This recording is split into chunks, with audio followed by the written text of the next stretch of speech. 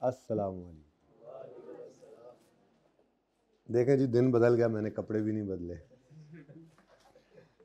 चलें जी, lecture 75 start कर देते हैं जी। अब हम पहुंचे हुए थे रिटर्न ऑन कैपिटल एम्प्लॉयड पे।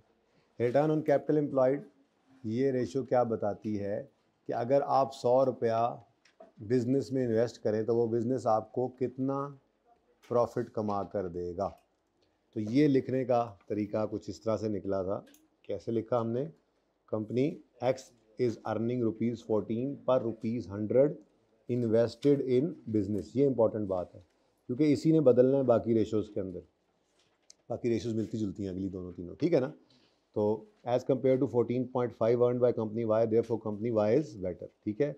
अब उसके बाद मैंने आपको कहा है कि एक डिब्बे को आप पेंडिंग कर दें, और 0.5 वाला जो पॉइंट है ये इंशाल्लाह मैं एसेट टर्नओवर में आपको सिखाता हूँ 4 में। उसके बाद फिर इंशाल्लाह ये जहाँ जहाँ यूज़ होना है वहाँ वहाँ करते चले जाएंगे, ठीक है। नेक्स्ट रेशो जो हमने सीखनी है वो है return on equity. Return on, इसको शेयर होल्डर इक्विटी भी कहते हैं। अब मुझे बताएं, इक्विटी और कैपिटल एम्प्लॉयड में क्या फ़र्क है? हाँ, लॉन्ग टर्म लाइबिलिटीज़ डाल दें तो ये कैपिटल एम्प्लॉयड है, लॉन्ग टर्म लाइबिलिटीज़ के अलावा इक्विटी है। ये इक्विटी वो ओनर्स जिन्होंने लॉन्ग टर्म के लिए इन्वेस्टमेंट कर रखी है, ठीक है ना। अब मुझे ये बताओ, इस पीएनएल को देखकर ये शेयर होल्डर्स किस प्रॉफिट के ऊपर नज़र डाल के रखी होगी इन्होंने? पैट के ऊपर। इनको तो वो वाला प्रॉफिट मिलना है जिसमें से हर कोई अपने पैसे ले जाए, ठीक है। तो फॉर्मूला बनेगा profit after tax, PAT over average capital employed equity. यार इक्विटी सिंपल, ठीक है, शेयर होल्डर्स इक्विटी जिसको कहते हैं, ठीक है। अब इसका फॉर्मूला जो है ये अभी मुकम्मल नहीं हो सकता, जो इधर लिखा हुआ है इसको मैं फ़िलहाल ब्लैक कर रहा हूँ, लेकिन आपने इतनी जगह खाली ज़रूर रखनी है, ठीक है। ये क्या लिखा हुआ है, ये जब प्रेफरेंस शेयर्स वाली बात डिस्कस हो जाएगी तो फिर आपको पता लग जाएगा, ठीक है जी। ये जो डिस्कस हो ही नहीं रही, तो अभी आपका फार्मूला सिर्फ इतना सा है, इसको बल्कि माइनस को भी उड़ा दें, साथ माइनस को भी उड़ा दें।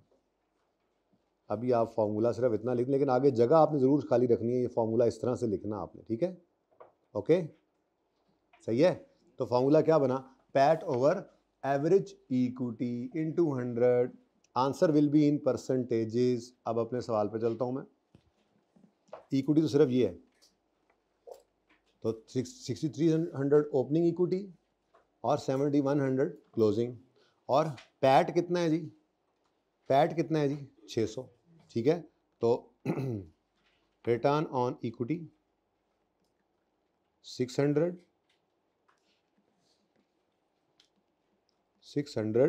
डिवाइडेड बाय जी opening equity 6300, closing equity 7100 divided by 2। Average equity हो गई, मुमकिन है ना एवरेज करना, तो कर लें, इनटू 100। Answer is 8.95%। आप बताएं अपना। 11.01। अच्छा,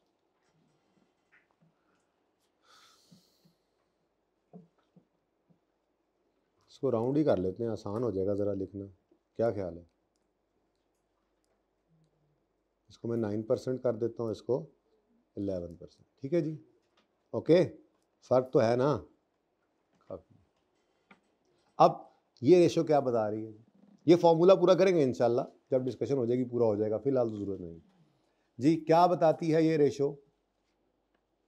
क्या बताती है ये रेशो कि एक 100 रुपया अगर इक्विटी में इन्वेस्ट करें, अब बिजनेस नहीं बोलना लफ्ज़, अब क्या बोलना है? इक्विटी। 1 रुपया अगर इक्विटी में इन्वेस्ट करें तो कंपनी एक्स 9 रुपये अर्न करके देती है प्रॉफिट, जबकि कंपनी वाई 11 रुपये। तो कौन सी बेटर? आपकी कंपनी बेटर ही चल रही है, ठीक है। क्या बात है आप लोगों की, क्या बात है आप लोगों की। तो return on equity number 1, company X is earning ₹9 पर पर रुपीज 100 इन्वेस्टेड इन, बोलो, invested in equity, invested in equity.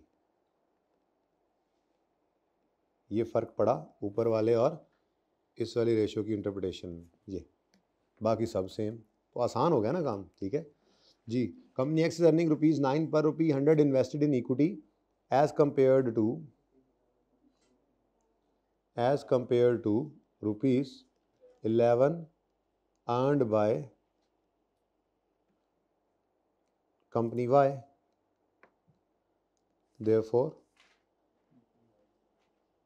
Company Y is better. ठीक है जी।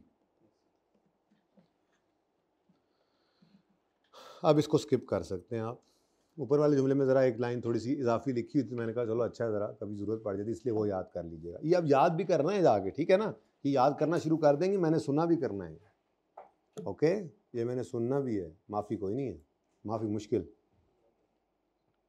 अब आगे देखो जी, क्या कहते हैं, ratio shows how efficiently entities equity financing is being manage. यहाँ पे क्या लिखा हुआ था, how efficiently entities long term funds are being manage, और यहाँ पे क्या लिख दिया, इक्विटी फाइनेंसिंग बीइंग मैनेज्ड। तो एक तरह का जुमला याद कि हर जगह चलता जा रहा है। ठीक है, और आपका favourite point, however it is better to compare these results with industry average and its own performance over the years। ठीक हो गया जी, और समझ आ रही है, टेम्पो सेट हो गया ना, अब चलते जा रहे हैं, रेशियोज होती चली जा रही हैं। ठीक है, उसके बाद जी हमने रिटर्न ऑन एसेट्स कैलकुलेट करना है।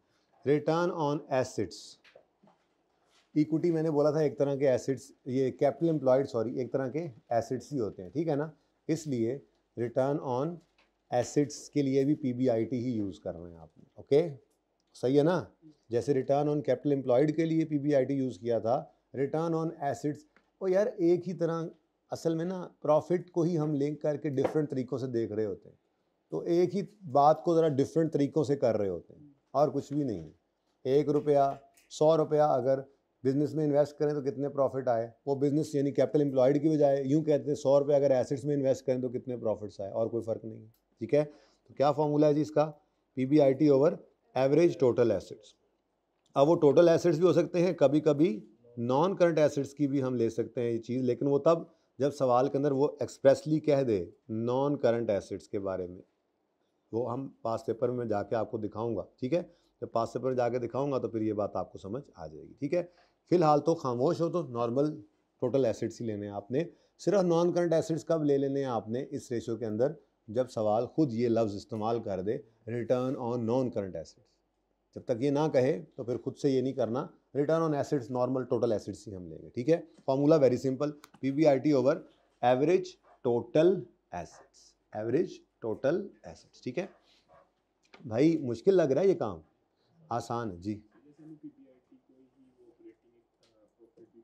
नहीं, पीबीआईटी ऑपरेटिंग प्रॉफिट नहीं होना चाहिए। ठीक है, बहरहाल पीबीआईटी में बाकी सारी चीज़ें जो हैं वो निकल चुकी होती हैं सिवाय इंटरेस्ट और टैक्स के। हाँ, बस उसको आप कह सकते हैं, ऑपरेटिंग प्रॉफिट तो बहरहाल इन सब से ही ऊपर होता है। ठीक है, तो ऑपरेटिंग प्रॉफिट ऑपरेटिंग रेशो के लिए तो मेरे ख्याल से ज़्यादा बेहतर 8 ही होता है। ठीक है, लेकिन ऑपरेटिंग प्रॉफिट रेशो के अंदर आएगी, अपने किताब के अंदर पीबीआईटी को ही यूज़ किया हुआ है, तो इसलिए हम भी कर लेंगे, कोई मसला नहीं है। आप उसको ऐसे ही रख लें कि सिर्फ इंटरेस्ट और टैक्स के अलावा जो प्रॉफिट्स हैं बस वो हमने यूज़ करने हैं। ठीक है ना, उसमें सिर्फ एक ही रेशियो के अंदर आपको थोड़ा सा कन्फ्यूज़न होना है, और वो इसके नाम से होना है, तो बस इसके लिए आप कबूल कर लें कि यहाँ पर पीबीआईटी लेना है आपने। ठीक है, ओके, इसके अलावा कहीं आके आपने लिखा भी नहीं हुआ है इसको कोई इंटरप्रिटेशन वगैरह के अंदर, तो बस ठीक है, ऑपरेटिंग प्रॉफिट हम इस रेशियो के अंदर पीबीआईटी ही ले लेंगे। ओके, अच्छा जी, लें जी, profit before interest and tax तो हम ऑलरेडी निकाल चुके थे मेरे ख्याल से। रिटर्न ऑन एसेट्स निकालते हैं जी, तो 750 प्लस 510, ये तो मेरे पास ऑलरेडी मौजूद था, ऊपर नज़र आ रहा है, पेपर में भी ऐसे ही करेंगे। जब एक बार हमने पीबीआईटी लिख लिया तो बार बार फिर जहाँ पे लिखा वहीं से देख कर लिखते जाएंगे, सिंपल। ठीक है, अब एवरेज टोटल एसेट्स चाहिए, तो एसेट्स की तरफ आए, ये टोटल एसेट्स हैं, ओपनिंग और क्लोजिंग, 12,500 13,900, 12,500 और 13,900, तो 12,500 ओपनिंग, 13,500 क्लोजिंग डिवाइडेड बाय 2, सही है? गलत हो गया? 13,900 है, तो मेरा कितना है? 13,900 है जी। अच्छा, इनटू 100, ये भी परसेंटेजेस में आंसर देगी, 9.5%। ठीक है, आपके क्या हालात हैं? 9.3। चलो जी, कहीं पे तो थोड़ा सा बेहतरी आई मेरे पास। अब ये रेशियो क्या बताएगी? परसेंटेज में आंसर आ रहा है तो 100 के साथ जी। Company X is earning 9.5 rupees per rupee 100 invested in total assets. बस आगे कहानी वही है, as compare to 9.3 earned by company Y, therefore company X is. सही है? सही है? मुश्किल है आसान है? एक को लिखा, बाकी सारे उसी जैसे दो आगे आ गए, ईजी हुआ। ठीक है, तो ये तीनों रेशोज मिलती जुलती हैं, बस जेन में ये रखना है कि रिटर्न ऑन इक्विटी जो है वो थोड़ा डिफरेंट इसलिए कि उसमें पैट लेते हैं और इक्विटी लेते हैं सिर्फ, बाकी तो फिर दोनों के अंदर न्यूमरेटर के अंदर पीबीआईटी और डिनोमिनेटर में जो उसका नाम है वही है। रिटर्न ऑन कैपिटल एम्प्लॉयड में एवरेज कैपिटल एम्प्लॉयड लिया हुआ है, रिटर्न ऑन एसेट्स के अंदर एवरेज एसेट्स लिए हुए। मेरा नहीं ख्याल कभी बहुत ज़्यादा याद करने वाली कोई रेशो आई भी है, कोई भी नहीं है। एक बार पढ़ ले तो समझ तो वैसे ही आ जाती है।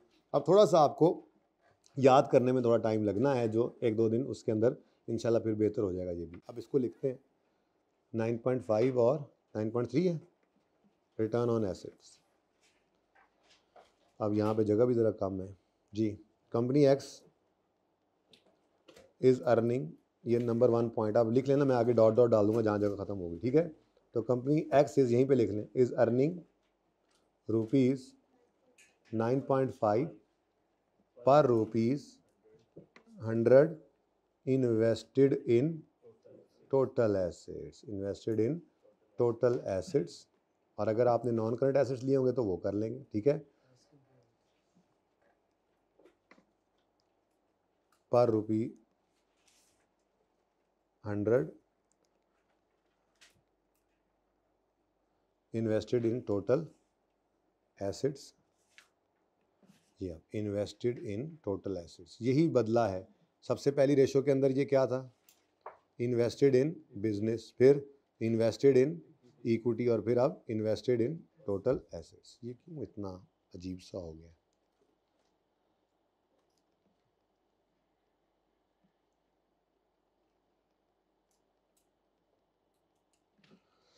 ठीक है जी, as compared to rupees 9.3 earned by, as compared to, अब आगे मैं नहीं लिख सक रहा। ठीक है, एज कंपेयर टू रुपीज़ 9.3, जल्दी लिखें, earned by company Y, therefore company X is better. अब ये पहला पॉइंट आप स्किप कर दें क्योंकि आपने हायर वाले को बेटर कह दिया।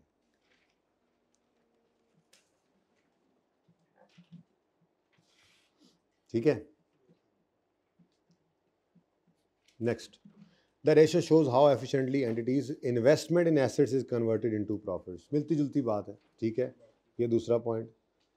तीसरा पॉइंट अभी थोड़ी देर में पता लगेगा, अगली रेशियो बताने लगा हूँ। ठीक है, और चौथा point, however it is better to compare these results with industry average and it is on performance over the years. बल्कि मैं तो कहता हूँ यहीं पर ही इसको समझा देता हूँ,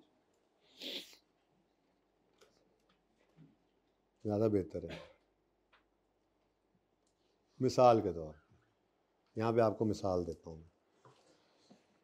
एक है कंपनी ए, दूसरी है कंपनी बी। मेरा सवाल है ना, आपका तो एक्स वाई चल रहा है। ठीक है, कंपनी ए के जो एसेट्स हैं उनकी कॉस्ट आ रही है 100 रुपये और अक्यूमुलेटेड डेप्रीसिएशन है 70 रुपये। 30 रुपये इनकी क्या आ रही है? Book value. बल्कि यूँ लिख दूँ मैं, कंपनी ए के टोटल एसेट्स में सिर्फ शायद जो है वो आपके पास, लेट्स से ये पीपीई पड़ा है। ठीक है, तो एसेट्स जो हैं वो 100 माइनस 70 कितने पे नज़र आ रहे हैं? 30 पे। जबकि बी कंपनी के भी 100 के ही एसेट्स हैं, लेकिन इन्होंने अभी अभी काम शुरू किया है और इनके यही एसेट्स आ रहे हैं 90 रुपये के। बात समझ आ गई होगी अब आपको, एज का लफ्ज़। चलो खैर आगे बढ़ो। उसके बाद अगर मैं यहाँ पे कौन सा प्रॉफिट लिया था? पीबीआईटी लिया था ना। पीबीआईटी मिसाल के तौर पे इनका पीबीआईटी 10 रुपये है और इनका पीबीआईटी भी 10 रुपये है। अब अगर आप रिटर्न ऑन एसिड कैलकुलेट करें, ठीक है, तो उसका फार्मूला आपको पता है जी, पीबीआईटी ओवर एवरेज। एवरेज क्या क्लोजिंग ही पड़ा हुआ है, ठीक है, तो फिर पर लिख देता हूँ मैं एवरेज टोटल एसिड्स। अब आप अगर इसकी बात करें पहले वाले की तो 10 डिवाइडेड बाय 30 इंटू 100 कितना आता है? 33%। और दूसरे की 10 डिवाइडेड बाय 90 इंटू 100 कितना बना? 11%।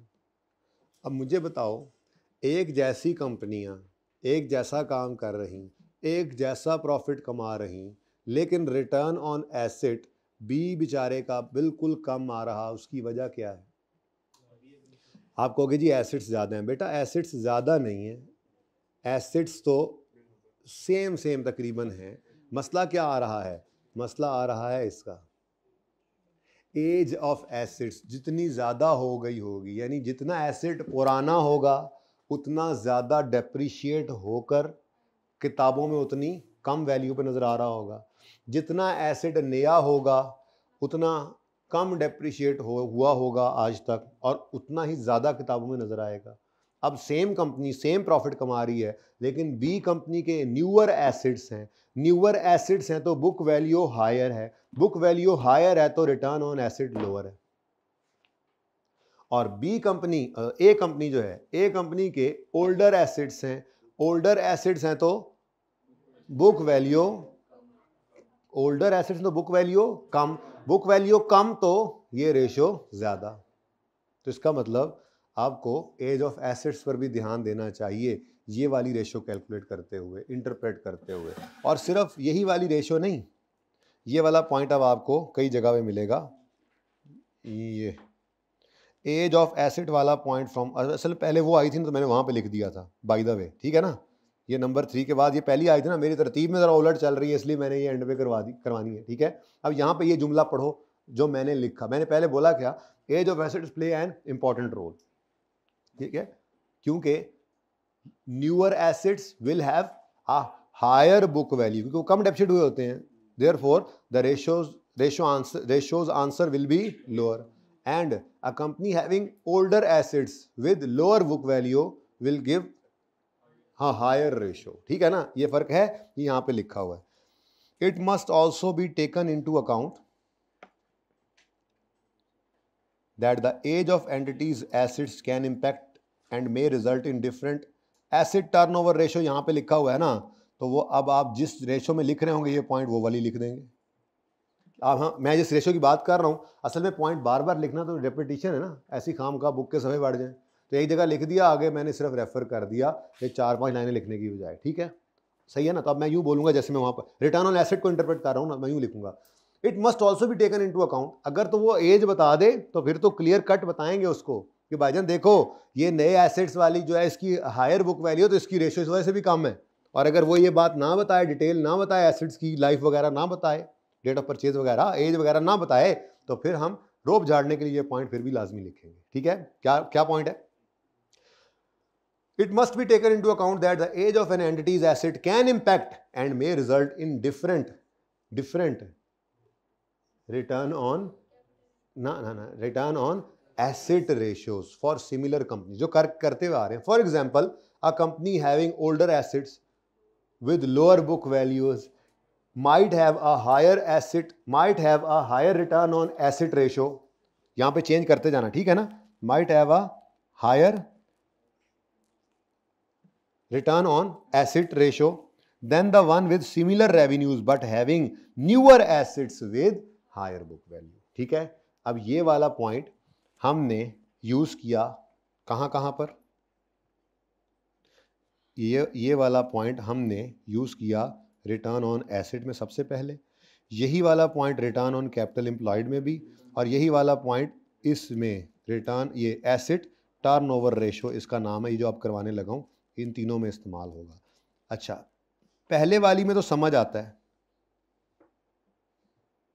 ये जो अभी मैंने करवाई है, कौन सी भला, ये रिटर्न ऑन एसेट, इसमें तो समझ आता है कि डिनोमिनेटर में चूंकि ये एसेट्स होने हैं, तो ये जितना कम होते जाते हैं रेशो, डिनोमिनेटर में कम होता जाता है तो रेशो बढ़ती जाती है ना, ये तो यहाँ तो समझ आती है, इसमें तो ठीक है समझ आती है। रिटर्न ऑन कैपिटल एम्प्लॉयड में भी तो यही पॉइंट लिखा हुआ था, एज ऑफ एसेट वाला point from asset turnover ratio. कहाँ टोटल एसेट्स हैं? हाँ, ये जुमला मैं पूछना चाह रहा था, मैंने आपको यहां बोला था कि कैपिटल एम्प्लॉयड एक तरह के एसेट्स ही होते हैं अगर करंट लायबिलिटीज को माइनस करते हैं, या यूं कह सकते हैं कैपिटल एम्प्लॉयड के अगेंस्ट हमारे पास एसेट्स ही पड़े होते हैं, ठीक है ना। तो बहरहाल एसेट्स के अंदर फर्क होगा तो उसके अगेंस्ट दूसरी साइड पे तो फर्क ही होना है ना, तो ये तो एक ही बात हो जाती है। तो रेट इक्विटी एक तरह के एसेट्स नहीं होते, क्योंकि इक्विटी के अंदर तो नॉन करंट लायबिलिटीज भी होंगी और करंट लायबिलिटीज भी फिर डाल के तब कहीं जाके एसेट्स के बराबर बनेगा, लेकिन कैपिटल एम्प्लॉयड एक तरह के एसेट्स ही होते हैं। उधर लॉन्ग टर्म एसेट्स इन्वेस्टमेंट्स पड़ी हैं और इधर लॉन्ग टर्म फंडिंग्स पड़ी हैं क्रेडिट साइड पे, लंबे अरसे के लिए लोगों ने पैसे दिए हुए हैं और उधर लंबे अरसे के लिए हमने इन्वेस्टमेंट्स की हुई हैं, ठीक है, नॉर्मली, ठीक है ना। तो चूंकि कैपिटल एम्प्लॉयड एक तरह के एसेट्स हैं, इसलिए एज ऑफ एसेट वाला पॉइंट हर उस रेशो के अंदर इस्तेमाल कर लेंगे जिसमें डिनोमिनेटर के अंदर कैपिटल एम्प्लॉयड पर है, और हर वो रेशो कितनी है? 2 ही है। टोटल 3 रेशोज हैं जिनके अंदर एज ऑफ एसेट वाले पॉइंट ने यूज होना है, टोटल 3। ये मैंने लाल रंग से इनको हाईलाइट किया हुआ है, मैं इनको ये अजीब सा रंग करें, अजीब सा, ये return on capital employed, return on asset, return और ये एसेट टर्नओवर रेशो, ठीक है ना। ये तीनों रेशोज के अंदर आपका एज ऑफ एसेट वाला पॉइंट आएगा। सबसे अच्छा समझ तो इसी में आता है, इसलिए सबसे पहले मैंने इसी में समझाया, लेकिन इन दोनों के अंदर भी डिनोमिनेटर में एवरेज कैपिटल एम्प्लॉयड चूंकि आना है तो एज ऑफ एसेट वाला पॉइंट इन दोनों के अंदर भी यूज हो जाएगा। सादा सी बात है, अगर एज बता देगा तो ये बता देना कि न्यू एसेट्स जो होते हैं वो क्योंकि हायर बुक वैल्यू रखते हैं तो इसलिए रेशो कम आ रही है, और अगर एज ना बताई हुई हो सवाल में तो अपनी तरफ से ये लिख देना, ये माइट करके, जैसे मैंने अभी बोला आपको कि ये age of asset might play an important role, ठीक है, ऐसे करके जनरल सी बात कर देनी है। ये कहाँ गई, ये it must also be taken in account that age of entities asset can impact and may result in different asset turnover ratios, for example, आगे एग्जांपल भी लिखी हुई है, ठीक है, डन हो गया। तो फिर अब एसेट टर्नओवर भी कर ही लेते हैं, ठीक है। ये जब ये पॉइंट अब हो गया ना, ये पता लग रहा है अब क्या लिखा हुआ, एज ऑफ एसेट वाला point from asset turnover ratio 4 में एज ऑफ एसेट वाला पॉइंट आ गया, ठीक है, ओके डन। तो चलो आ जाओ अब रिटर्न ऑन ये एसेट टर्नओवर रेशो, ये बड़ी डिफरेंट है, ये धोखा है, धोखा, इसका नाम धोखा है। असल में तो इसके 2 नाम हैं, जो नाम आई के अपने ही इस्तेमाल करता क्योंकि वो देखकर तो फॉर्मूला सामने आ जाता है। वो नाम क्या है? Sale over capital employed ratio, sales over capital employed, ये इसका फॉर्मूला है। तो इसलिए ये नाम आईकैप यूज नहीं करता, आईकैप नाम क्या यूज करेगा? Asset turnover ratio. एसेट, एक बात याद रखना, जितनी भी टर्नओवर रेशोज हैं हमारे इस रेशो एनालिसिस के अंदर, वो हमेशा टाइम्स में आंसर दिया करेंगे, वो हमेशा टाइम्स में आंसर देंगे, ठीक है ना। परसेंटेज वाली रेशोज अब खत्म क्या, एक ही है, आगे फिर देखते हैं कौन सी आती है, लेकिन फिलहाल तो खत्म, ठीक है जी। तो टर्नओवर, जब भी आपको लफ्ज टर्नओवर नजर आए, टर्नओवर जो है ना ये सेल्स को भी कहते हैं, ठीक है ना। तो एसेट टर्नओवर का मतलब क्या है? आपके एसेट्स कितनी सेल जनरेट कर रहे हैं। अब यूं नहीं बोलते हम, बल्कि हम यूं बोलेंगे कि 1 रुपया अगर बिजनेस में डालें तो कितने रुपए की सेल जनरेट होती है। 1 रुपया बिजनेस में डालें तो कितने रुपए की सेल जनरेट होती है। ये नहीं कहना हमने कि अगर 100 रुपए बिजनेस में डालें तो कितने रुपए उसमें, नहीं, ये टर्नओवर रेशियो टाइम्स में आएगी, इनटू 100 नहीं करना। तो बहुत सिंपल फॉर्मूला, एसेट टर्नओवर का फॉर्मूला क्या है? वही जो ऊपर नाम लिखा हुआ है, लेकिन मैं बार बार कह रहा हूं ये नाम नहीं आता पर्चे में, ये नाम आता है एसेट टर्नओवर रेशियो, ठीक है। तो इसको जरा याद करना पड़ेगा अब आपको, ठीक है। तो क्या है जी? Sales over average capital employed, sales over और देखो कोई 100 से मल्टीप्लाई नहीं किया, इसका आंसर किस में आ रहा है? टाइम्स में। किस में जी? टाइम्स में। अब मैं अपने सवाल पे चलता हूं। सेल्स कितनी है जी मेरी? सेल्स कितनी है जी? 12,000। तो एसेट टर्नओवर,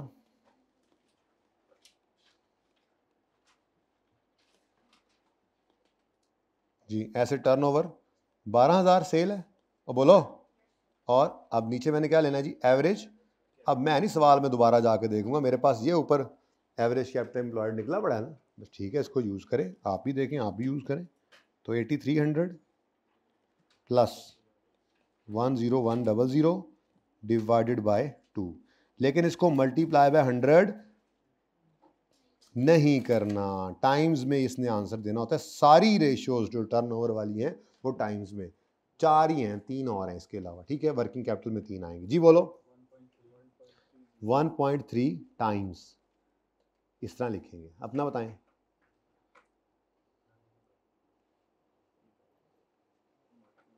12,000 डिवाइडेड बाय, आप भी करें जल्दी से।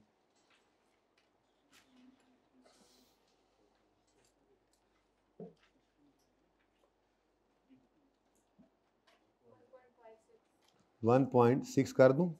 1.6 टाइम्स। अब इसका मतलब क्या है? 1.5 टाइम्स, 3 टाइम्स, 1.6 टाइम्स, क्या मतलब है इसका भाई? क्या मतलब है इसका? क्या मतलब है इसका? बोलो। बोलते नहीं हो, आ ही गए हो तो बोलो। जो लोग आज नहीं आए वो क्यों नहीं आए? कुछ लोग तो घर से आके भी नहीं आए होंगे।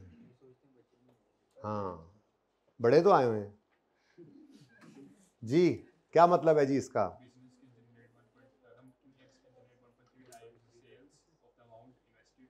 हाँ भाई, कुछ सही से बता रहे हैं, लेकिन मैं इससे आसान कर दूं। मैं ये कहना चाहूंगा कि मैं इसको यूं यूं बोल दें हम तो ज़्यादा बेहतर है। अगर मैं 1 रुपया कंपनी एक्स के कैपिटल एम्प्लॉयड में डालता हूं, यानी बिजनेस में डालता हूं, जैसे मैंने वहां पहले लिखा था इन्वेस्टेड इन बिजनेस, अगर 1 रुपया इस बिजनेस में, ये टाइम्स है ना, ये 1 रुपए के, ठीक है, 1 रुपए के हिसाब से बताएंगे। एक जी 1 पॉइंट, अच्छा, बड़ी मेहरबानी जी, बड़ी गल दसी जी। ये 3 है, ये 4 कर लो, दूर दूर रखो ना जरा इनको जी। रटा भूल गया। हाँ, 1 रुपया, 1 रुपया अगर कंपनी एक्स, बिजनेस एक्स के बिजनेस में इन्वेस्ट किया जाए तो वहां से 1.3 रुपए की सेल जनरेट होगी। जबकि अगर वही 1 रुपया कंपनी वाई में आप इन्वेस्ट करेंगे तो वहां से 1.4 रुपए की सेल जनरेट होगी।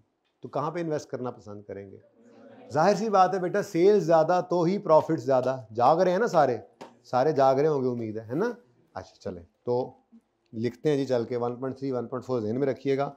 Asset turnover ratio, this ratio tells us that anti is earning rupees इतने ऑफ सेल पर रुपी 1 इन्वेस्टेड इन बिजनेस और कैपिटल एम्प्लॉयड, जैसे मैंने यहाँ पे लिखा था, ठीक है ना? और सही है, तो ये मैं लिखने लगा हूँ। अब इधर point 1, company x is generating a sale of rupees 1.3 per rupee 1 invested in business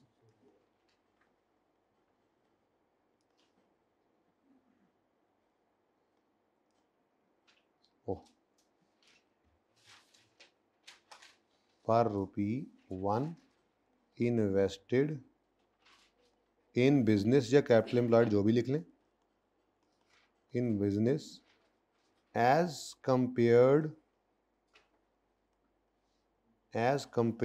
to rupees 1.4 generated by company Y जी। देयरफॉर कौन सी बेहतर? आपकी बेहतर। Therefore company Y is better.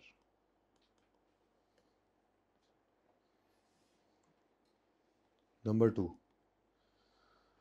In general higher the ratio better it is considered, yet capital investment of purchasing asset is anticipation of future. अच्छा ये ज़रा मुश्किल पॉइंट है, अब ज़ाहिर है सारा कुछ आज नहीं, इसको ज़रा बीच में ब्रैकेट लगा रहा हूँ मैं, ये फिर किसी वक्त है। आसान बात, लेकिन ज़्यादा बातें हैवी वाली समझ में पहले दिन थोड़ी आती हैं। अभी क्रॉस ना लगाओ, पढ़ेंगे इंशाल्लाह, फिलहाल ब्रैकेट में कर रहा हूँ, ठीक है। तो अभी मैं इसको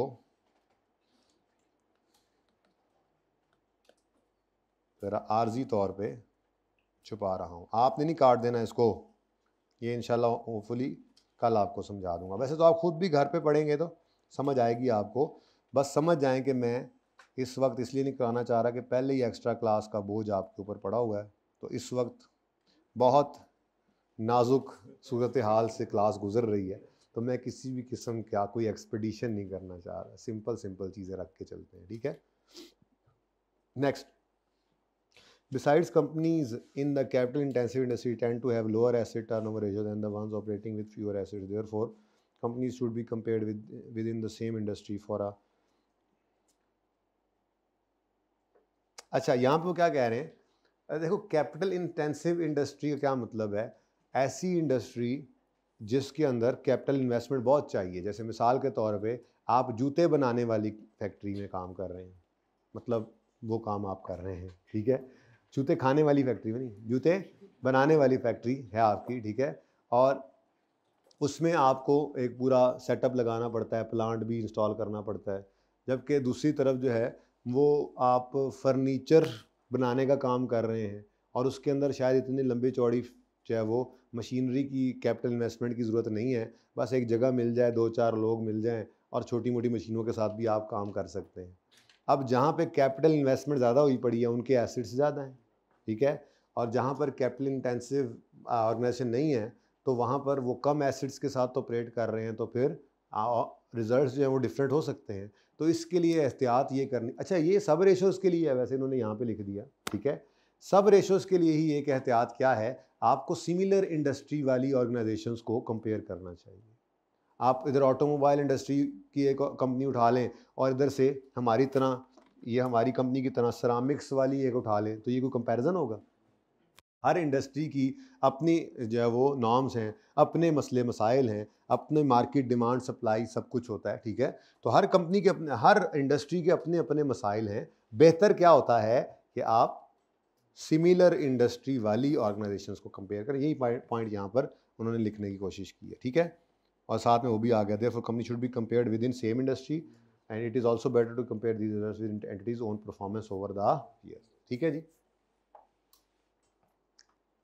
this ratio measures how efficiently, ये भी हर दफ़ा ही पॉइंट आ रहा है, गौर करें तो। रिटर्न ऑन कैपिटल एम्प्लॉयड में ये लिखा हुआ था, this ratio measures how efficiently entities, यहाँ पे लिखा हुआ how efficiently entities asset generate revenue, यहाँ पे लिखा हुआ है this ratio tells how efficiently entities long term funds are being managed, यहाँ पे लिखा हुआ था how efficiently entities equity financing is being managed, और यहाँ पे लिखा हुआ था how efficiently entities investment in assets is converted into profit. यानी मिलती जुलती बातें हैं, इनमें से कोई एक या दो रेशोज आती हैं ना, तो वो आपको मिलती जुलती बातें फ़ायदा दे जाती हैं, ये कहीं पर भी फिट हो रही हैं। बस ध्यान से देख कर लिखना है कि बात क्या कर रही है, ठीक है। इन्वेस्टमेंट इन बिजनेस की बात करें, इन्वेस्टमेंट इन एसेट की, थोड़े से चेंजेस के साथ, ठीक है।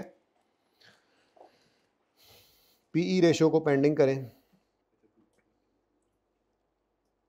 पीई रेशो इसलिए मैं पेंडिंग कर रहा हूँ कि पीई रेशो जो है वो निकालने के लिए पहले आपको ईपीएस का पता होना चाहिए, और ईपीएस मैं अभी क्यों निकलवाऊँ, पूरा एक टॉपिक मौजूद है। तो जब ईपीएस निकालना सीख लेंगे तो उसी चैप्टर के अंदर आपको फिर प्राइस अर्निंग रेशो को कहते हैं, पीई रेशो, ठीक है, ये निकालना भी सिखा दूंगा, वो यहाँ पे फिर ऐड भी कर लेंगे, ठीक है। और सही है, तो ये अभी पीई रेशो आपको यहाँ पे मेरे नज़र भी नहीं आ रही होगी, ये फिर मैं बाद में इसको नीचे घसीट करना, थोड़ा सा जब पढ़ा दूंगा इसको नीचे घसीट दूंगा, या फिर वो अलग से लिखवा दूंगा, कोई मसला नहीं है, ठीक है। तो ये थी हमारी प्रॉफिटेबिलिटी की रेशोज। क्या क्या हाँ बस 10, ये बस प्रॉफिटेबिलिटी रेशोज बस।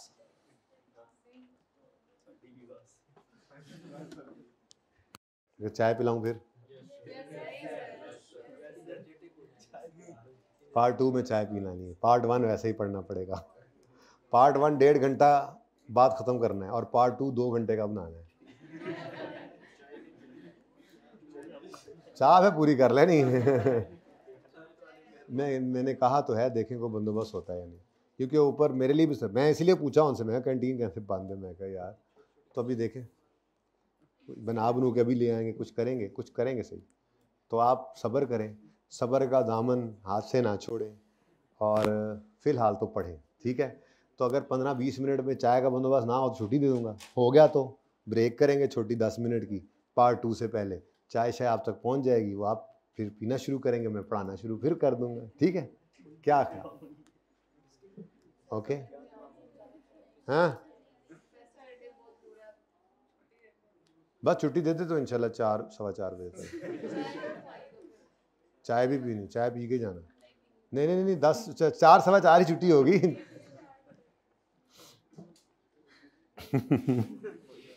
और मैं तो मजाक कर रहा था, मतलब जो मेरा प्लान है मैंने वही पढ़ाना है, ठीक है। अच्छा जी, बड़ी इंपॉर्टेंट रेशियोज हैं अगली वाली, ज़रा पॉज करें जी बच्चों। तो वर्किंग कैपिटल रेशियोज हम स्टार्ट करते हैं। इसमें बेसिकली रेशियोज 4 ही हैं, रेशियोज 4 हैं, बाकी 3 तो असल में 3 रेशियोज हैं, उन 3 रेशियोज को यूज़ करके 3 और रेशियोज हैं, तो ये बन गई 6 और एक 7वीं है, यानी कि बेसिकली 4 रेशियोज हैं, 3 तो ऐसे ही बीच में ऐड हो जाती हैं, ठीक है। हैं बहुत आसान। अच्छा, अब जो छुट्टी कर बैठे हैं आज, सोचो उनके साथ हुआ क्या है इस दफ़ा, ठीक है। तो अब कुछ ना कुछ प्लान उनके लिए भी अब करना पड़ेगा। मंडे को क्या करें, उनको कोई खूब सजा देकर कुछ ऐसा, हाँ जी, सिस्टम होना चाहिए। भाई अपलोड हो रहे हैं, साथ हो रहे हैं, नहीं कंफर्म करें, असगर को फ़ौरन दोबारा बुलाएं, उसे कहें कि ज़रा वहाँ से फ्री होके इधर आ जाए। नहीं, चाय के पैसे नहीं उनसे लेने हैं, वो तो इकराम मेरी तरफ से ही है। अच्छा जी,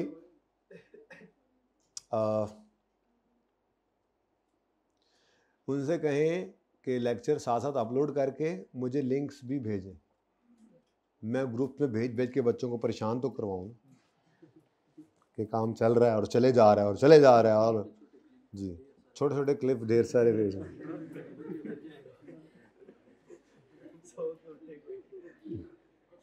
सो के उठे तो 12 लेक्चर सामने हो, लो जी मारे गए।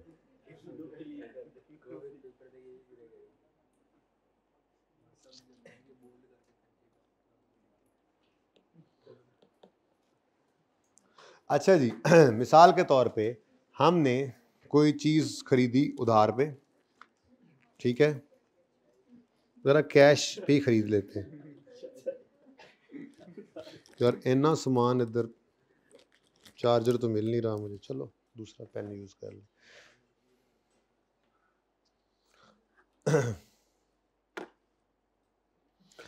यकम जनवरी को 2024 को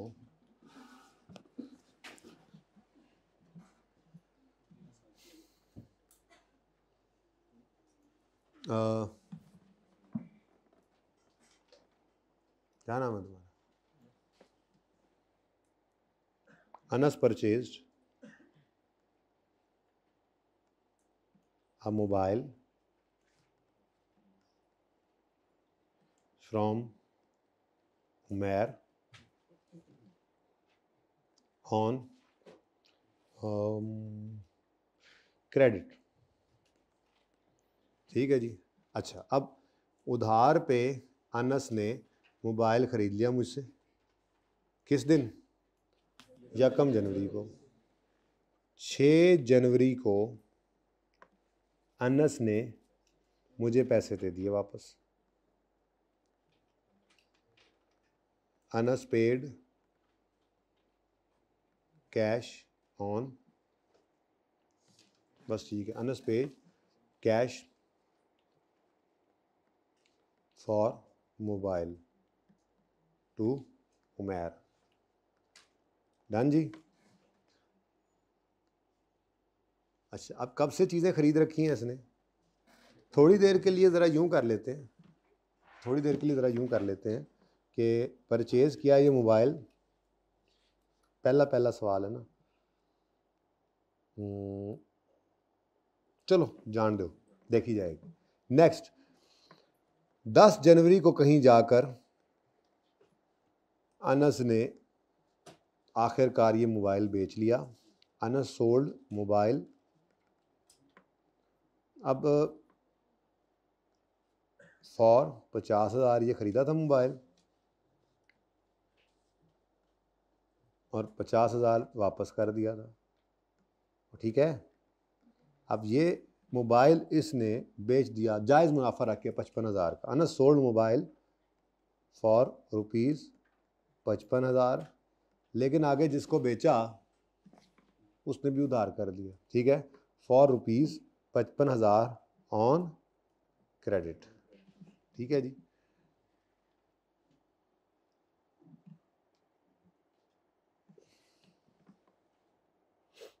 उसके बाद 15 जनवरी को पैसे आ गए। अनस received cash from debtor amounting to ₹55,000। Done हो गया जी। ये जी पहला सवाल आपका, इसी से सारी रेशियोज बन जाएंगी। अच्छा, थोड़ी देर के लिए ना ज़रा मेरा दिल कर रहा है पहले मैं कर ही लूँ वो काम, ठीक है, कि Anas purchased mobile from Umair on cash, और थोड़ी देर के लिए ज़रा मैं ये गायब कर रहा हूँ थोड़ी देर के लिए, ठीक है, ज़रा मुश्किल हो जाएगा पहली दफ़ा ही। अच्छा, अब मुझे बताइए अनस की जेब से कितने पैसे निकले? 50,000। और वापस इसकी जेब में कितने आए? तो ये जो 55, लेकिन ये 5,000 क्या चीज़? प्रॉफिट है। प्रॉफिट ये कब आया? जब कैश एक पूरा साइकिल लेकर इसके पास वापस पहुंचा। क्या ख्याल है? ये मैंने क्या बोला लफ्ज़? कैश ने एक साइकिल लिया, इसकी जेब से निकला और वापस घूमकर इसकी जेब में आया, तो मुख्तलिफ मराहिल से गुजरा। यानी सबसे पहले ये कैश 1 जनवरी को इसके जेब से निकल गया, ठीक है। अब ये चीज़ें उधार पर ले आया, अब वो कैश की फॉर्म में नहीं, वो 50,000 अब इसके पास मोबाइल की फॉर्म में पड़ा है। इसको कहते हैं इन्वेंट्री। इन्वेंट्री में कैश फंस गया। कितने दिन फंसा रहा? तो 10 दिन को हम अकाउंटिंग में कहा करते हैं इन्वेंट्री डेज। क्या कहा करते हैं जी? इन्वेंट्री डेज का मतलब क्या हुआ? कितने दिन हमारी इन्वेंट्री पड़ी रही बिकने से पहले, खरीदने से लेकर बिकने तक हमारी इन्वेंट्री कितने दिन पड़ी रही? 10 दिन। उसके बाद इन्वेंट्री 10 को बिक गई, अब इन्वेंट्री ना रही, लेकिन अभी भी कैश नहीं बना। अभी ये क्या बन गया? डेटर। उधार पे बेची ना, ऑन क्रेडिट। तो फिर 5 दिन तक ये डेटर में फंसा रहा कैश, तो इस 5 दिन को कहा जाता है डेटर डेज। तो डेटर डेज कितने हैं हमारी इस एग्जांपल में? अब इन दोनों को अगर आप टोटल करें तो कितना बनता है? ये 15 दिन कहलाता है कैश ऑपरेटिंग साइकिल। क्या कहलाता है जी? ये कैश ऑपरेटिंग साइकिल। इसको वर्किंग कैपिटल साइकिल भी कहते हैं, कैश ऑपरेटिंग साइकिल भी कहते हैं। और ये आपका पहला फॉर्मूला भी मैंने करवा दिया, वर्किंग कैपिटल साइकिल भी कहते हैं इसको। वर्किंग इधर नहीं लिखना, आगे लिखा हुआ आपकी तरतीब वाली जगह, फिलहाल सिर्फ समझ लें, वर्किंग कैपिटल साइकिल, ठीक है जी। ये समझ में आती है बात कि आपकी जेब से पैसों का निकल कर वापस, यकम को पैसे निकले जेब से और अल्टीमेटली यकम को निकल कर 15 को वापस आए, तो 15 दिन का ये साइकिल है इसके कैश का। हर बार ये जब भी चीज़ खरीद कर बेचेगा तो इस तक कैश जो 5,000 का प्रॉफिट चिपका कर लाएगा वो 15 दिन का टाइम होगा। तो ये साइकिल जितना कम हो उतना बेटर है। तो बोलो जितना कम हो उतना, क्योंकि जितनी बार ये साल में ज़्यादा दफ़ा घूमकर पैसे वापस आएंगे उतनी बार प्रॉफिट साथ लगा कर लाएंगे। तो ये साइकिल जितना तेज़ हो, जितना कम हो ये टाइम, उतना बेटर। अब ये कम कैसे हो सकता है? आप कम से कम दिन अपना स्टॉक रखते हैं, यानी कि आपकी किस्मत है, हाँ, आपकी चीज़, आपका जो फंड्स हैं, आपका जो कैश है, वो कम से कम दिन इन्वेंट्री से फंसा रहेगा। यानी आप जल्द से जल्द इन्वेंट्री बेच लेते हैं, आप जल्द से जल्द अपने पैसे रिकवर कर लेते हैं, तो जितने ये डेज कम होंगे उतना ही बेटर है, क्योंकि अल्टीमेटली इन डेज की कमी वर्किंग कैपिटल साइकिल की भी कमी है, कैश ऑपरेटिंग साइकिल या वर्किंग कैपिटल साइकिल। ठीक है, अब मैं एंटर करता हूं अपने आप को भी। इसने मोबाइल 6 तारीख तक मुझसे उधार पे ले लिया, तो इसकी जेब से तो पैसे 6 को नहीं निकले। ठीक है, 1 जनवरी को तो इसने सिर्फ मेरे से मोबाइल ले लिया, 6 तारीख तक तो मैं इसका क्रेडिटर रहा। 6 तारीख तक, ये 6 दिन तो ये पैसे इसकी जेब से निकले ही नहीं थे। इसकी जेब से पैसे इनफैक्ट कब निकले? 6 को, जब इसने पैसे मुझे दे दिए। अब आगे वही 4 दिन इन्वेंट्री डेज और 5 दिन डेटर डेज, यानी अब इसका साइकिल कितना बन रहा है कैश का?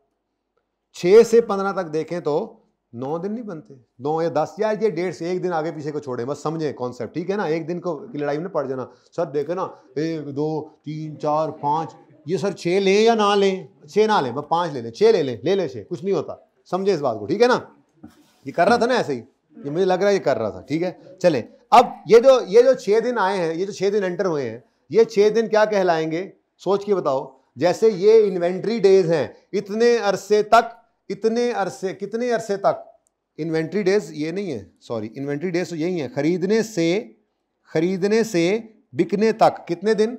10, सॉरी, खरीदने से बिकने तक कितने दिन? 10 दिन इन्वेंट्री में पैसे फंसे रहे। ठीक है, उसमें से कुछ अरसा मेरे फंसे रहे और फिर मैंने ले लिए, बाकी इसके फंसे रहे, उसको छोड़े। ठीक है ना, इन्वेंट्री डेज 10, डेटर डेज 5, तो टोटल डेज कितने बन गए? 15। लेकिन उसमें से 6 दिन इसने मेरा पैसा इस्तेमाल कर लिया, यानी इसने मोबाइल उठा लिया लेकिन पैसे मुझे नहीं दिए, तो इसका साइकिल तो फिर थोड़ा छोटा नहीं हो गया? यानी कि ये जो 6 दिन हैं, ये 6 दिन क्या कहलाएंगे? अगर ये इन्वेंट्री डेज कहला रहे हैं, ये डेटर डेज कहला रहे हैं, तो ये कौन से डेज कहलाएंगे? Creditor days. क्रेडिटर डेज क्या बताते हैं? कितने दिन में आप अपने क्रेडिटर को पैसे दे देते हैं। तो क्रेडिटर डेज कितने हैं जी? 6 हैं, 6 दिन। अब ये 6 दिन जो है ना, ये माइनस हुआ करेंगे, और अब ये कितने रह गए? 9 डेज। ठीक है, तो ये जनाब आपका पहला फॉर्मूला है, और वो है कैश ऑपरेटिंग साइकिल। ठीक है, ये क्या है जी? Cash operating cycle. लेकिन माजरत के साथ इसके लिए आपको पहले इन्वेंट्री डेज, डेटर डेज और क्रेडिटर डेज कैलकुलेट करने लाजमी हैं, और मेरे सवाल के अंदर वो कैलकुलेटेड नहीं थे, तो पहले वो निकालने पड़ेंगे, और उसके बाद फिर वर्किंग कैपिटल साइकिल, तो उन्हीं का डिफरेंस है। तो अब मैं आपको ये 3 रेशो सिखाऊंगा, और चौथी ये है, बाकी अगली 3 कुछ भी नहीं है, वो फिर इन्हीं रेशो, डेज वाली रेशोज को उल्टाएंगे तो टर्नओवर वाली, टर्नओवर नाम से ही पता लगे, टेंशन नहीं लेनी आपने। ठीक है, मैं हूं ना इंशाल्लाह, मैं इंशाल्लाह करवा के भेजूंगा आपको, याद आ। चाय नहीं पिला रहा फिर, तो याद तो करवा के भेजूंगा ना यार। ईद से पहले भी कहा था कि रेशो शुरू करनी है, मैंने हफ्ते को कहा था, हफ्ते को नहीं शुरू की। ईद के बाद हफ्ते को आगे भी कहा, खबरें भी पहुंचाई आप लोगों के ज़रिए से। यार ये लोग क्यों नहीं सीरियस अपने मुस्तकबिल के साथ? इनके ख्याल में हम ना पढ़ते तो फिर हम 7, 8, 9 अगस्त तक चली जाती क्लासेस, वो ठीक था। मैं इसीलिए सोच रहा हूँ सीरियसली कि आशूरा की जो छुट्टियां हैं वो सिर्फ 9, ज़ाहिर है 9 को नॉर्मली ज़ोहर असर तक ही जो है वो मजालिस वगैरह शुरू होती हैं, जिन लोगों ने जाना भी होता है, तो मेरे ख्याल में सुबह 9 को पढ़ लें, ठीक है, और 10 की छुट्टी करें सिर्फ, और 11 को फिर ऑन करें। अगर खुदा ना खास्ता वहाँ पे 2 छुट्टियों का कोई सीन बन गया तो 2 तो फिर और है। तो अगर इस तरह से है तो बेटा जितनी तकलीफ़ इस वक्त मैं गुजर रहा हूँ, दूसरा दिन है, आप सोच नहीं सकते। मजबूरन मुझे पढ़ाना पड़ रहा है, क्या करूँ, लेकिन आपस की बात है, यहाँ तक जो पहुँच जाएगा वो तो सारे लेक्चर ले ही लेगा। आपस की बात ये है कि इस रेशोज़ की जो कैलकुलेशन वाली बात है, ये मंडे का दिन हम कुछ और भी पढ़ लेंगे ना, तो ये बच्चे लेक्चर लेने का टाइम रखते होंगे, वो उसको याद कर लेंगे। हमारी कुछ चीज़ें ऐसी पढ़ी हैं जो मैं मंडे को करवा सकता हूँ, ठीक है ना। तो बहरहाल मैं कोशिश करूँगा उनको अभी भी मौका देने का, भाई आ जाए, शुरू कर दें, ठीक है। तो जल्दी आ गई है यार। अच्छा जी, तो सबसे पहले हम ना डेटर डेज का फॉर्मूला लिखा हुआ है वही देख लें। डेटर डेज का फॉर्मूला क्या है जी? Average debtors over credit sales, average debtors over credit sales into 365। अगर डेज में आंसर चाहिए तो मल्टीप्लाई किससे करना है? 365 डेज से, ठीक है। या सवाल खुद कह दे 360 तो अलग बात है। ओके भाई, ये कैमरे में तो नहीं आ रहा, नीचे कर, ये कैमरे में तो नहीं आ रहा भाई असलम भाई, अपना सलीम भाई। अच्छा जी, अब एवरेज डेटर्स चाहिए जी, एवरेज डेटर्स। बच्चों को पता, ऑनलाइन वालों को पता ना लग जाए, वो भी अम्मी को कह देंगे। हाँ कह लो, कोई बात नहीं। अज्यूम करो मेरी तरफ से भी मेरे पास आना पड़ेगा ऑनलाइन वालों को पीने के लिए, ठीक है। फसीउद्दीन कौन है वो आप कहेंगे, है मेरा एक स्टूडेंट जी।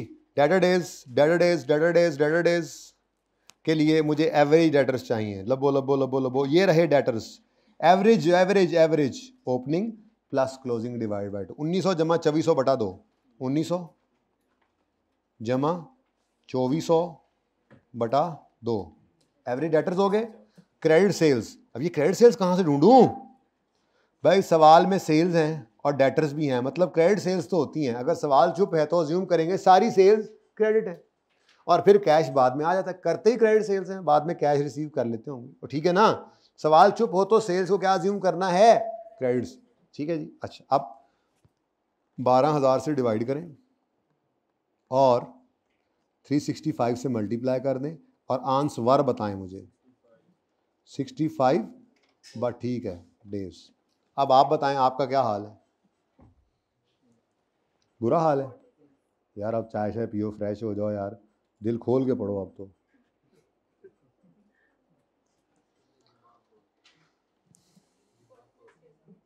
जी 40, लो जी आखिरकार मैं बेहतर हो ही गया ना। Higher is better. क्यों नहीं? इस बार नहीं, इस बार आप जीत गए। लोअर होके भी आप जीत गए। लोअर होके कैसे आप जीत गए?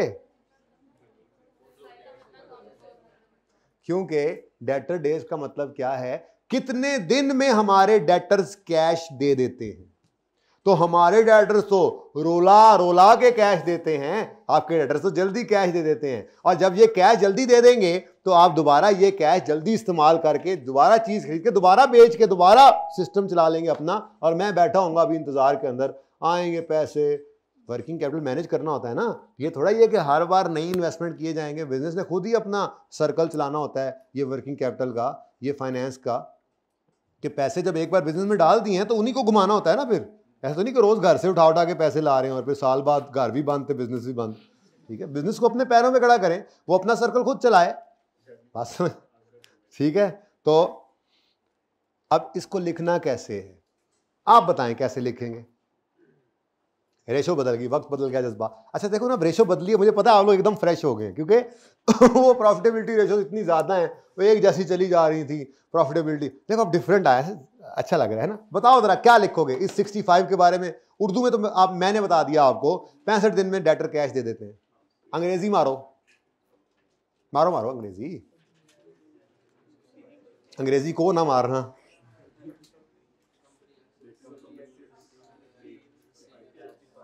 टेक 65 days टू पे कैश, बिल्कुल सही है, एज कंपेयर टू 46 days। ठीक है, तो फिर बेटर कौन है? यहां पे लोअर इज बेटर। ठीक है, तो अब इसको यूं लिखेंगे, पहले सुन लो फिर लिखवाता हूं।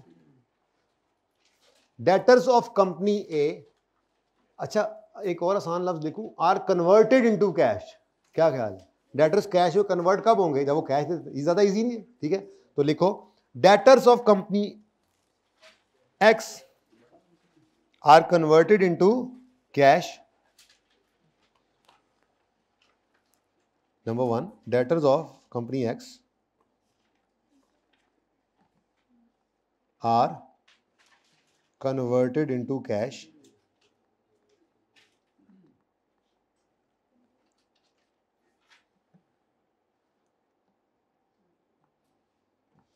हाँ भाई सुनाओ, फिर आने शुरू हुए हैं लिंक्स, चेक करो मैसेज। कोई है बच्चा मैसेज ग्रुप के चेक करे ऐसे? जरा तो भाई फ्री है या नहीं फ्री?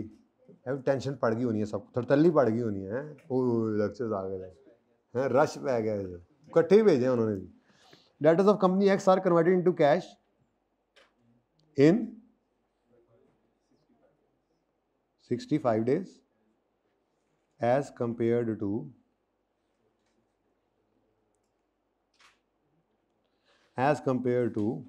46 नहीं है, as compared to 46 days of company Y लिख दो, जान छड़ाओ, ठीक है, आर कन्वर्टेड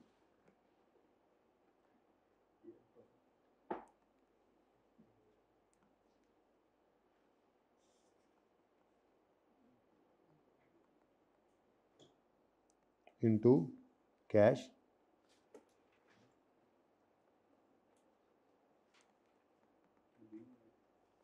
लिख ही नहीं रहा ये,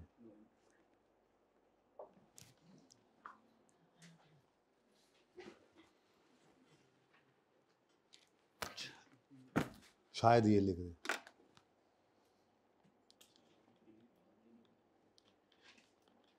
ये तुंदी, ये बाद मुखालिफ है सारी चीज़ें। आर कन्वर्टेड इनटू, मजे का लग रहा है, तो 2 घंटे पढ़ाऊंगा इसमें। Are converted into cash in 65 days as compared to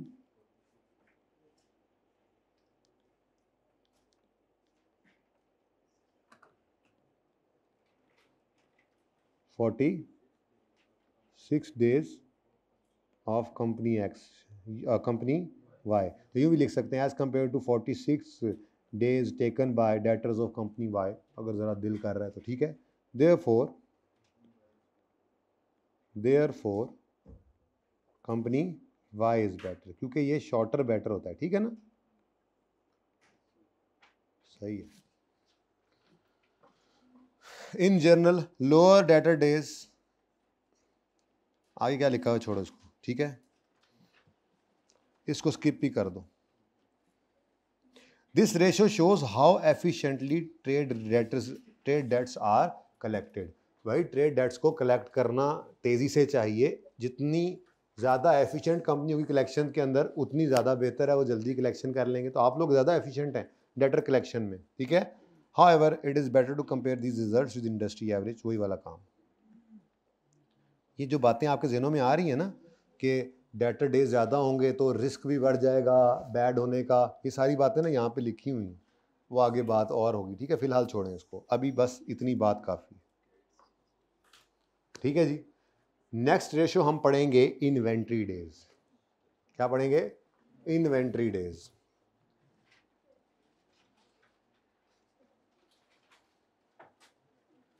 ji inventory days, अच्छा ये तरतीब में क्रेडिटर लिखा है मैंने पहले, चलो फिर क्रेडिटर डेज ही कर लो, क्रेडिटर डेज ही कर लो जी, क्रेडिटर डेज। अब इसका फॉर्मूला देखें, बस एक फॉर्मूला आपने याद कर लिया डेटर डेज का, उसी से ही अगले भी चलते जाएंगे।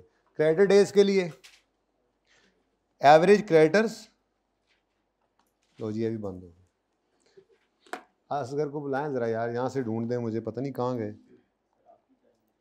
मैं अभी पी गया, वही पीते हुए तो मुझे ख्याल आया, मैंने कहा यार बच्चों की चाय का बंदोबस्त हो, उन्होंने कहा कि जी वो कोई चक्कर ही नहीं है, मैंने कहा कुछ चक्कर करो, फिर चलाओ कुछ चक्कर। Average creditors,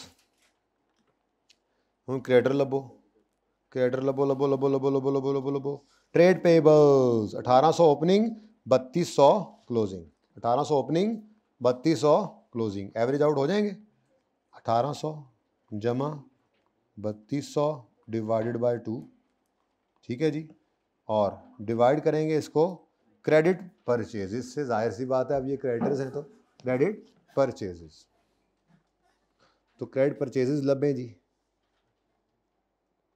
Oh, purchases are missing in the question. Guys, क्या करें आप? कॉस्ट ऑफ सेल को ही हम परचेजेस की जगह ले लेते अगर हमें ओपनिंग क्लोजिंग स्टॉक अवेलेबल ना होता। अवेलेबल है भाई, चेक मारो चेक मारो, इन्वेंट्रीज ओपनिंग, पिछले साल क्लोजिंग, साल का ओपनिंग, और ये क्लोजिंग तो अगर इन्वेंट्री गिवन होगी तो इन्वेंट्री का लेजर बना लेना, मेरा मशवरा है। आगे चल के तो ये काम करना है, कैश फ्लो में टिका के ये काम करना है, एनपीओ के अंदर टिका के ये काम करना है, ठीक है भाई। ये ना इसका वो नहीं मिल रहा चार्जर, ये दोनों बंद हो गए हैं मेरे पेन, मेरे बैग में ही होगा, देखो ज़रा, मुझे नहीं मिल रहा, ले जाओ बैग बेशक। अच्छा जी, अब अगर कभी इन्वेंट्रीज का बैलेंस गिवन है और कॉस्ट ऑफ सेल्स गिवन है तो मेरे ख्याल में कोई इतना बड़ा मसला नहीं है, आप परचेजेस बैलेंसिंग भी निकाल सकते हैं। चेक करें ज़रा, चेक करें ज़रा। इन्वेंट्री ओपनिंग क्लोजिंग मैं लिखने लगा हूँ। ये जनाब छोटी सी वर्किंग कर रहा हूँ, अब मैं पहली वर्किंग हमारी हो रही है। लब भी गया, तुसी तो नहीं लब के दिता, मिल के हम दो ढूंढ रहे थे फिर भी नहीं मिला। ये भी साथ साथ चातियाँ मार रहा था पर नहीं, चाय में चातियाँ मार रहा था ये। लो भाई बच्चों, छोटी सी वर्किंग होने लगी है अब। वर्किंग नंबर 1 जी मेरे बच्चों, किसका लेजर मैंने कहा मशवरा है बना लिया करो। और भी कई तरीके हैं, वो आप स्टेटमेंट फॉर्म में भी लिख कर इसको बैलेंसिंग निकाल सकते हैं, ऐसी कोई बात नहीं है। Opening, purchases, closing, cost of sale, ये गिवन है, ये गिवन है, इसको बैलेंसिंग निकालें। लेकिन मुझे ये पसंद नहीं है क्योंकि मैंने आगे चल के भी आपको ये लेजर अब कई बार बनवाना ही है। तो जिस दिन ये वो वाला सवाल जो कभी पता नहीं, जैसे मार्कअप मार्जिन आखिरकार हो गया, वैसे ही जब वो इन्वेंट्री वाला सवाल हो जाएगा किसी दिन, हो सकता है वो दिन कल ही हो, क्योंकि रेशोज़ पे तो ऊपर तो सारा जोर आज लगा देने हम, तो कल तो फिर हम कूल डाउन फेज़ रखेंगे ना इसका, क्योंकि नई चीज़ भी पढ़ा दूँ तो ये ऑलरेडी डबल क्लास आपने आज पढ़ी है, तो फिर आपको हज़म नहीं होगा, बदहज़मी नहीं करानी। मकसद सिर्फ ये था कि रेशोज़ जो है ये किसी एक दिन में इकट्ठी हो जाएँ, बस इसलिए ये डबल क्लास की है। तो अब इस अगर बदहज़मी लग भी रही होगी, टेक्निकल बातें ज़्यादा नहीं की हैं, तो फिर उसके लिए कल का दिन रिलैक्स कर दूंगा। कल का दिन हम कोई पेंडेंसीज कर लेंगे, इस रेशोज़ को छेड़ेंगे ही नहीं, और टर्म टेस्ट डिस्कस कर लेंगे। डिपेंड करता है कल आप लोगों के हालात के ऊपर, मैंने सुनना है, फिर उसके बाद मैं देखूंगा आपके हालात कैसे हैं। एक आधा सवाल कर भी सकते हैं हम रेशोज़ का, ये रेशोज़ का भी इंटरप्रिटेशन वगैरह में, ठीक है ना, सही है। क्योंकि 5-6 दिन तो कम अज़ कम इसके ऊपर आते हैं, लेकिन 2 से 3 दिन मैं इसके ऊपर बस प्योर इसके ऊपर लगाऊंगा। उसके बाद फिर बाकी जो है, मेरा दिल तो यही होता है कि इसको साथ साथ चलाएं, लेकिन पूरा हफ्ता भी लग सकता है, आपकी तसल्ली होगी तो ठीक है। अच्छा जी, अब इन्वेंट्री में ओपनिंग बैलेंस सवाल में गिवन है। ओपनिंग बैलेंस कितना है जी? 1600। और क्लोजिंग कितना है? क्लोजिंग कितना है? 4200। अच्छा, अब इन्वेंट्री के लेजर में 4 नॉर्मल चीज़ें आती हैं, ओपनिंग, क्लोजिंग, परचेजेस और कॉस्ट ऑफ सेल, ठीक है। परचेजेस किस तरफ आती हैं ये याद करना आसान है। जैसे मैंने आपको सिखाया था, परचेज की एंट्री होती है परचेजेस डेबिट कैश क्रेडिट, और अगर परपेचुअल सिस्टम में है तो इन्वेंट्री डेबिट कैश क्रेडिट। तो ये आप परपेचुअल सिस्टम अज्यूम करके ही लेजर बना लें, परपेचुअल सिस्टम अज्यूम करके लेजर बना लें। पॉज करें जी, बस ये इन्वेंट्री ज़रा निकाल लें, परचेजेस के बाद पार्ट 2 शुरू करते हैं, फिर पॉज करते हैं इसको। अच्छा जी, अब ये मैंने आपको कहा कि आप परपेचुअल सिस्टम समझते हुए इस लेजर को बना लें, तो परचेजेस हमेशा आपको नज़र आया करेगी, क्रेडिटर्स हो चाहे कैश हो, ये डेबिट साइड पर परचेजेस नज़र आया करती हैं, ठीक है, ये परचेजेस हुआ करती हैं, ओके सही है। और इस तरफ आया करेगी कॉस्ट ऑफ सेल। अब सवाल में परचेजेस गिवन है या कॉस्ट ऑफ सेल गिवन है? कॉस्ट ऑफ सेल, भाई इधर देख लो, ठीक है, कॉस्ट ऑफ सेल गिवन है। कितनी कॉस्ट ऑफ सेल? 9330। 9330 मैंने जब यहाँ पर लिखा तो मेरे पास परचेजेस की फिगर क्या आ गई? बैलेंसिंग कितनी जी?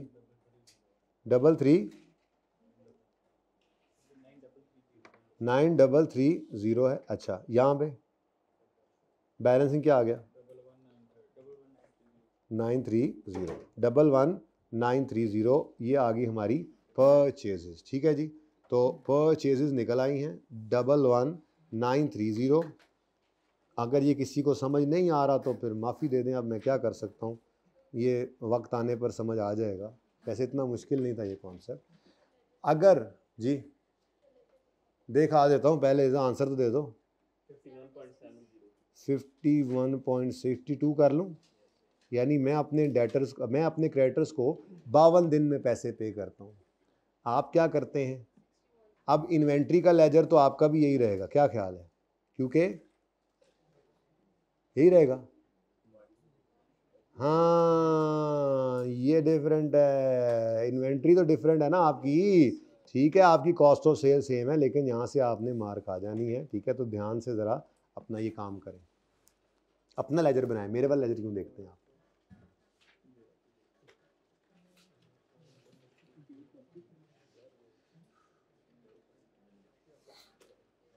सुकून सुकून से करें, कोई जल्दी तो है नहीं आज। मोबाइल बच गया, 76 आ रहा है इसका, 76 डेज, ओके अच्छा जी, 61 डेज। आपकी परचेजेस कितनी निकली? सबसे पहले तो आप स्टॉक देने, स्टॉक कितने, स्टॉक 1200 ओपनिंग, 1500 क्लोजिंग, 1200 और 1500। कॉस्ट ऑफ सेल तो दोनों की सेम थी, तो परचेजेस कितनी आ गई? 96। अब ये 9630 है और उधर से एवरेज क्रेडिटर्स आपने लेने हैं। निकाल के दिखाऊं कि कर लोगे? ये 61 डेज सही है?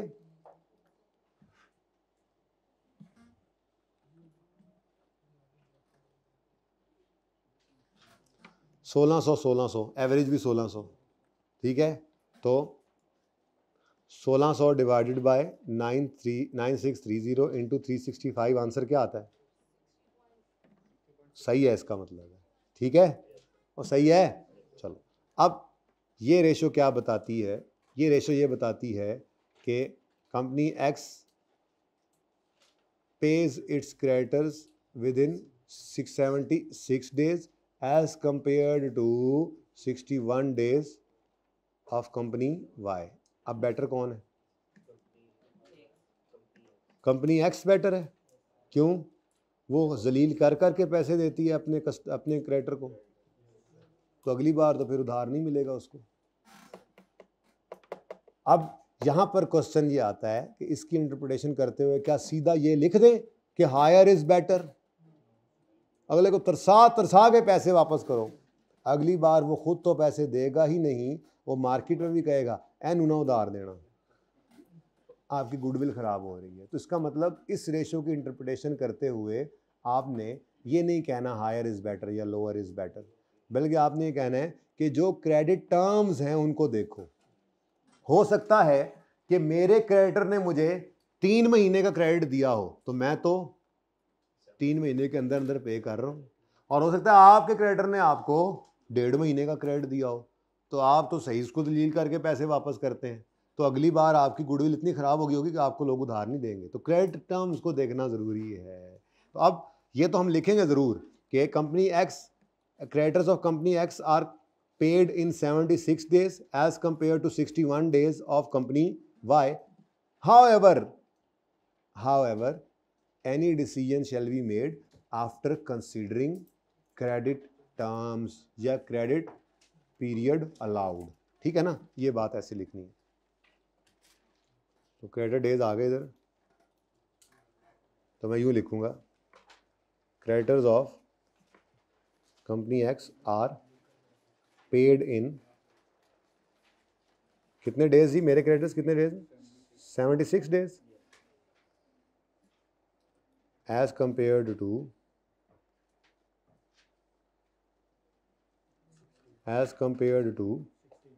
61 days as compare to 61 days of, आगे डॉट डॉट अजी पूरा कर लो, कंपनी वाई, फुल स्टॉप के बाद नहीं कॉमा लगाओ, हाउएवर, फिर कॉमा लगाओ, however any decision shall be made, however any decision shall be made after considering, however any decision shall be made after considering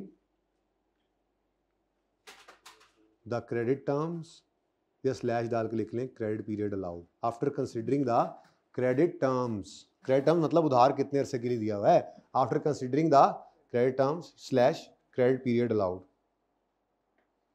full stop, credit period allowed. यहां पे ये नहीं कहना हायर इज बेटर, ठीक है, या lower is better ना।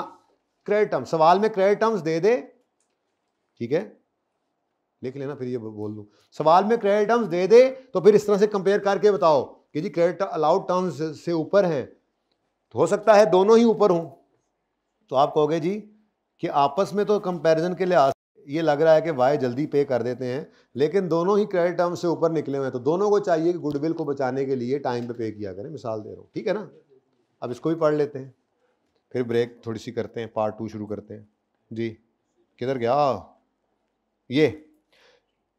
इन general this ratio tells how better the entity has negotiated with its creditors to seek maximum. हाँ, क्रेडिटर्स से मैक्सिमम क्रेडिट पीरियड लेने की कोशिश करनी है, कोई बात ये नहीं कहना कि उसको, जब आपने क्रेडिट पीरियड ले लिया उससे मैक्सिमम, फिर कोई मसला नहीं, ठीक है। This ratio is interpreted after taking into account the credit period allowed by supplier. तो नंबर 2 और नंबर 3, ठीक है जी। पार्ट 2 शुरू करें।